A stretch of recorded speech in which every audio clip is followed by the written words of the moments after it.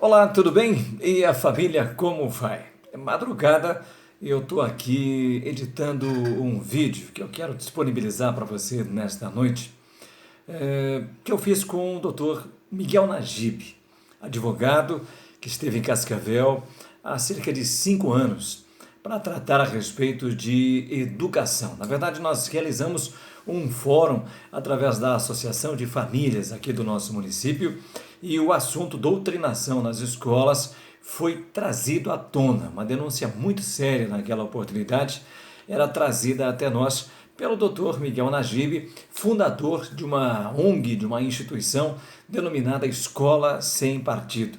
Presidia o país a presidente Dilma Rousseff. E nós tínhamos uma educação aos frangalhos nesse país, um MEC fornecendo cartilhas, doutrinando professores, para que esses mesmos professores doutrinassem os nossos filhos. E por isso, essa luta toda do Dr. Miguel Najib. Pois bem, 5 anos depois, o Escola Sem Partido, bastante enfraquecido, Dr. Miguel Najib acabou até abandonando a instituição após algumas decisões contrárias do Supremo Tribunal Federal, que acabou julgando inconstitucional esta lei do Escola Sem Partido. Nós temos um novo presidente, um novo ministro da Educação. No entanto, pouca coisa se fez para se proteger as nossas crianças até este momento. O governo está ao lado da família, o Ministério da Educação tenta sim fazer algumas coisas aí para acabar com essa doutrinação, mas tudo ainda bastante tímido. Nós continuamos aqui sofrendo bastante com tudo que continua acontecendo dentro das nossas escolas. Apesar de todas as denúncias, apesar de tudo que já se foi falado e já se foi mostrado, através de livros, de provas, de depoimentos, de vídeos gravados pelos próprios alunos, a doutrinação continua acontecendo dentro das nossas escolas por conta de um aparelhamento da esquerda neste país que continua dando as cartas aí no subterrâneo da educação desta nação. Foi por conta disso que eu decidi trazer à tona esta entrevista, mostrando o quanto a gente ainda continua refém de toda esta situação. E trago também esta entrevista no momento em que se discute no nosso município uma situação bastante importante, o homeschooling, o ensino domiciliar, realizado por alguns pais cansados de tudo isso, não querendo brigar na justiça, não querendo esperar que um STF ou que um ministro da educação ou que um presidente decida lá os destinos do seu filho. É por esse motivo que neste momento importante, essa entrevista resgatada aqui, uma entrevista, vou repetir, de 5 anos atrás com o Dr. Miguel Najib, para mim se tornou bastante importante, para que a gente abra os nossos olhos, para que a gente abra os nossos ouvidos e perceba o quanto a família vem sendo atacada neste país e o quanto é importante, cada vez mais, que a gente lute para defendê-la, defender o direito de um pai e de uma mãe de educar os seus filhos.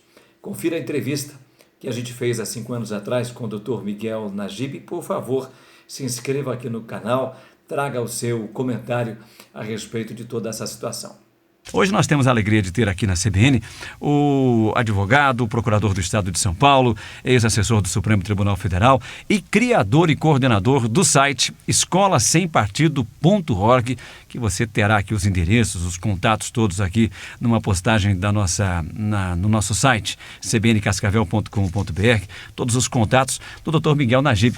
Obrigado, doutor, pela sua presença aqui na CBN e para falar de um tema aqui tão importante para todos nós, que é o cuidado que se deve ter aí com os nossos filhos. Bom dia. Bom dia, é um prazer estar aqui para tratar desse assunto que interessa a todas as pessoas, interessa às famílias, aos pais, aos estudantes e também aos professores. Bom, doutor, nessa relação aqui, família e escola, está havendo interferência? O que a gente tem percebido aqui nesse fórum, durante esses dias de discussão, são algumas denúncias de que a escola tem extrapolado os seus limites no momento de levar o conteúdo, levar a informação aos nossos filhos? Isso tem ocorrido com uma frequência impressionante. A escola tem usurpado e eu quando digo escola, eu me refiro não apenas, não obviamente, a pessoa jurídica, estou falando de indivíduos que, exercendo as suas funções, usurpam a autoridade moral dos pais sobre os seus filhos. Isso é muito grave porque acaba solapando, como eu disse, a autoridade que um pai precisa ter para poder dar uma boa formação aos seus filhos. Isso é muito sério, tem acontecido com uma frequência impressionante e isso é uma prática ilegal. É preciso deixar claro isso.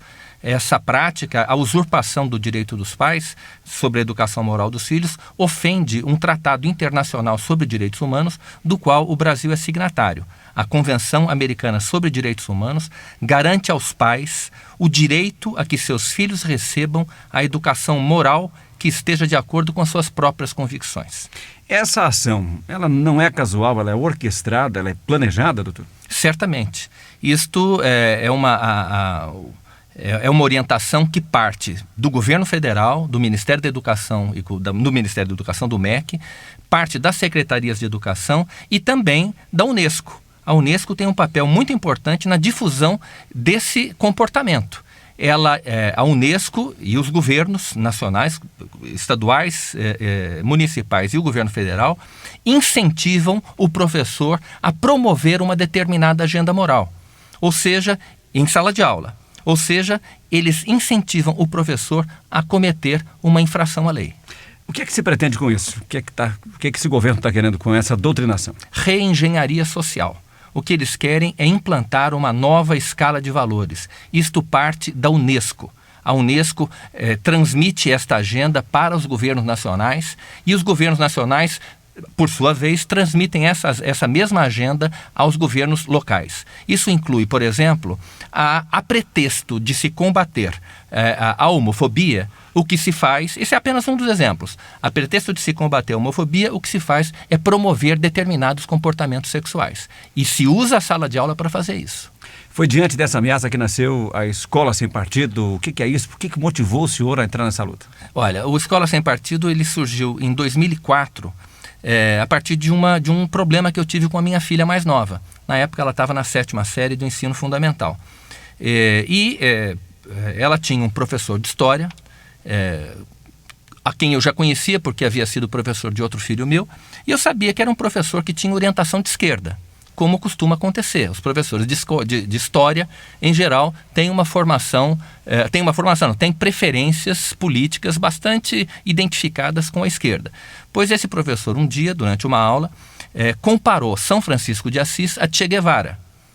Eu fiquei bastante aborrecido com aquele fato, porque já conhecia o professor, sabia que ele tinha essas práticas em sala de aula, então eu decidi escrever uma carta aberta a esse professor e fui distribuir cópias dessa carta no estacionamento da escola. Isso aconteceu em 2003.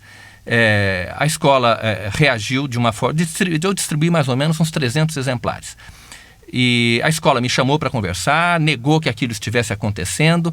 Os alunos reagiram contra mim, em vez de aproveitarem aquele fato que eu estava revelando para cobrar satisfações do professor, ficaram a favor do professor, contra mim. Graças a Deus, a minha filha não foi hostilizada, mas eu fui bastante hostilizado pelos estudantes e eu fiquei absolutamente chocado com a reação que aquilo havia provocado.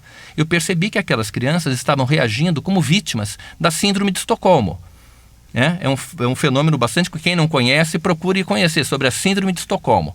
Então eu resolvi, a partir desse momento, eu conheci uma experiência, um site americano que tratava deste assunto. Eu falei, bom, eu também vou criar aqui um site que trate da questão da doutrinação, do uso político e ideológico da sala de aula. E foi o que eu fiz em 2004, entrou no ar o site Escola Sem Partido, e nós iniciamos ali um movimento contra a prática da doutrinação política e ideológica em sala de aula e contra a usurpação do direito dos pais de dar aos seus filhos a educação moral que eles acham que seja a mais correta. O senhor fala em direito. Toda essa luta está amparada na Constituição? Perfeitamente. Nós não defendemos nenhum ponto de vista que não esteja perfeitamente ancorado na Constituição Federal. É a Constituição Federal que garante a liberdade de consciência e de crença dos alunos. É a Constituição Federal que garante o princípio da neutralidade política e ideológica do Estado. e é um tratado internacional sobre direitos humanos, quer dizer, uma regra que está hierarquicamente acima da lei ordinária. Isso é importante, é um detalhe jurídico, mas é importante. A Convenção Americana sobre Direitos Humanos, ela só está abaixo da Constituição Federal. Então, todas as leis editadas pelo Congresso brasileiro devem obediência a esse tratado internacional. E ele assegura, com todas as letras, o direito dos pais a que seus filhos recebam a educação moral que esteja de acordo com as suas próprias convicções. Bom, nós temos contato com alguns professores e esse fórum foi muito importante para isso, porque um fórum que aconteceu em Cascavel, para quem não esteve lá, organizado pela Associação de Famílias de Cascavel, trouxe professores, diretores de escolas, e eles nos disseram assim, olha, tudo aquilo que nós temos aqui como base para ensino, para formular as nossas aulas, o conteúdo, tudo aqui na escola, está fundamentado em cima de um plano marxista, de uma análise marxista. Isso ocorre em Cascavel, segundo eles, isso ocorre em diversos municípios da nossa região e nos contaram que acontece também em outros estados e em outras regiões. O senhor tem conferido isso? A base realmente para que esses professores tenham lá para organizar suas aulas, ela já está fundamentada aí numa teoria marxista? Veja só, qualquer documento emitido por um órgão público no Brasil, por uma Secretaria de Educação ou por um Conselho Estadual de Educação, estadual ou municipal de educação, qualquer documento que imponha uma ideologia como sendo oficial, como sendo de ensino obrigatório no sistema de ensino, é inconstitucional. Porque a sala de aula, não existe um outro adulto dentro da sala de aula, a não ser o próprio professor, que tem autoridade sobre os alunos, que tem poder, não de vida e de morte, evidentemente, mas que tem bastante poder sobre os alunos. Ele aprova ou reprova os alunos. Então, aquela autoridade, ela não é absoluta. O professor, sempre como funcionário público que ele é, o professor age e deve agir dentro dos parâmetros estabelecidos pela lei. Correto? E ao informar o estudante quais são os parâmetros, ele certamente vai saber como se defender. Então, se ele perceber que ele está sendo vítima de doutrinação, ele vai apontar para o cartaz. Professor, o senhor está descumprindo, o senhor está fazendo propaganda política dentro da sala de aula. Professor, o senhor está com a camiseta do partido tal. Professor, esse bonezinho aí que o senhor está usando não é do partido. Entendeu o que eu quero dizer? Então, o professor será confrontado com os deveres previstos no cartaz. É claro, isso vai incomodar? Certamente. Os professores que desobedecem à lei ficarão bastante incomodados com a presença do cartaz na sala de aula. Os demais, obviamente, não terão do que reclamar. Como é que o senhor tem sido tratado em função de mexer com toda essa estrutura? Porque agindo contra a atitude de um professor, né? O senhor teve a escola toda contra, os alunos contra, e agora, mexendo numa estrutura que está aí, né? Enraizada dentro das nossas escolas, sendo praticada livremente hoje, de repente denunciada assim com tanta veemência. Como é que tem sido a reação do Ministério da Educação, das Secretarias de Educação, de professores, diretores de escolas? Há dois tipos de reação. Ou eles fingem que nós não existimos, é o caso do MEC, por exemplo. O MEC simplesmente finge que o Escola Sem Partido não existe, embora seja um movimento já nacionalmente conhecido. E os professores, individualmente, alguns, aqueles que adotam as práticas que nós condenamos, ficam muito bravos conosco. Então, hoje mesmo, durante o fórum, alguns professores reagiram de forma até agressiva contra a exposição que eu estava fazendo. E reagiram contra mim, como se eu tivesse sido o autor daquelas normas que eu apenas apresentei aos professores, não é? E, no fundo, é a Constituição Federal que estabelece aquilo. Portanto, a revolta desses professores é uma revolta contra a Constituição e não contra mim, que estou apenas apresentando o que a Constituição diz, não é? Então, existe muita incompreensão. Eu percebo que a imensa maioria dos professores, de boa fé, são professores extremamente bem intencionados, desconhece esses limites da atividade docente. E eles ficam surpresos quando a gente apresenta, mas entendem. Quem não entende são os militantes, aqueles professores que usam a sala de aula para usam a sala de aula para doutrinar, para fazer a cabeça dos seus alunos. Esses aí realmente têm muita dificuldade há muita dificuldade de diálogo com esses professores. Isso acontece também, né, professor, porque muita gente acabou terceirizando a formação dos seus filhos, acabou entregando aí para uma escola pública a formação, está distante aí da vida escolar, da vida de um filho. E também por conta da falta de informação sobre leis, sobre direitos, né? As pessoas acabam não sabendo de tudo isso e acabam não entendendo que podem recorrer, que podem brigar, que podem exigir ali que os direitos dessa criança e dessa família sejam respeitados. Qual é a saída, quais são os caminhos? Está fácil hoje para conseguir essas informações, para estar embasado com ferramentas para poder também entrar nessa luta e defender a educação dos nossos filhos? Não, certamente. Hoje em dia, a informação é o que não falta. Basta a pessoa procurar. O Escola Sem Partido, que é o www.escolasempartido.org, tem lá um volume bastante grande de informações sobre este assunto. O Escola Sem Partido é o único site em língua portuguesa inteiramente dedicado ao problema da doutrinação política e ideológica nas escolas. As famílias terceirizam a educação dos seus filhos? Algumas certamente, e é lamentável que isso aconteça, mas nem todas. Então, numa sala de aula de 40 alunos, se houver 10 alunos cujas famílias tenham terceirizado a educação deles, isso não justifica que o professor vá assumir a paternidade moral da classe inteira. Porque se ele fizer isso, os 10 pais que terceirizaram não vão se importar, mas os 20 ou 30 se importarão e não vão aprovar que o professor faça isso. E o professor não tem direito de fazer isso, não é? O professor deve transmitir o conteúdo previsto no seu programa de ensino, desde que este conteúdo não contenha nenhuma usurpação ao direito dos pais com relação à educação moral dos filhos. E desde que este conteúdo também não contenha nenhum elemento que possa ferir o princípio da neutralidade política e ideológica do Estado. Nós já temos aí ações na justiça, já gente brigando na justiça contra o que se pratica dentro das escolas? Eu acho que isso vai acabar acontecendo. Ainda não tenho notícia de nenhuma ação judicial contra escolas ou contra professores. Mas na medida em que os pais dos alunos tomarem conhecimento, entenderem a mecânica da lei, entenderem os limites da atividade docente, eles certamente não se calarão. Eles tenderão, acredito eu, a cobrar na justiça que os seus direitos, direitos de pai e os direitos dos filhos deles sejam respeitados. E é importante também, Tapia, que os políticos percebam o que está acontecendo. Porque, na verdade, o que está acontecendo é o seguinte, o sistema de ensino está sendo usado contra a democracia. Ele está sendo instrumentalizado com o objetivo de desequilibrar o jogo político em favor de um dos competidores. E nós sabemos, todo mundo sabe, qual é o competidor que está ganhando com isso.